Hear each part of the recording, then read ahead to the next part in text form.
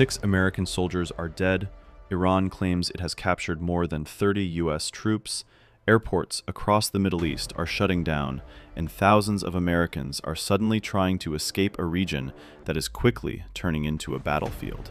What started as a confrontation between Washington and Tehran is now becoming something much bigger. A war that could place hundreds of thousands of American civilians directly in danger. Just weeks ago, President Donald Trump stood before Congress and declared that the first duty of the American government is to protect American citizens. Yes, I believed it was a powerful moment, designed to send a clear message about strength and leadership.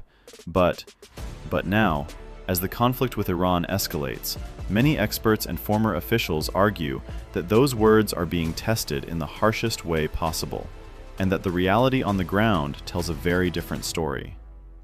Across the Middle East, hundreds of thousands of Americans live, work, and travel in countries that are now dangerously close to the conflict zone. Diplomats and security experts say that when war seems likely, embassies typically receive early warnings, evacuation plans are prepared, and clear instructions are given to civilians about what to do if fighting begins.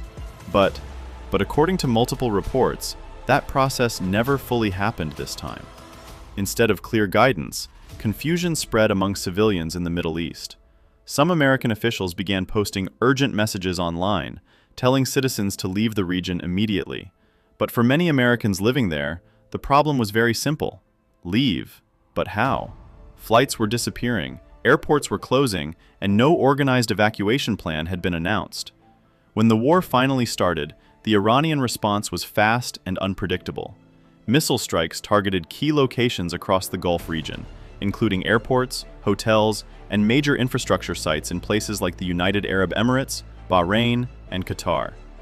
Airspace across large parts of the Middle East began shutting down almost immediately, making commercial travel extremely difficult. And suddenly, thousands of Americans who had been told to leave the region found themselves stuck with very few options.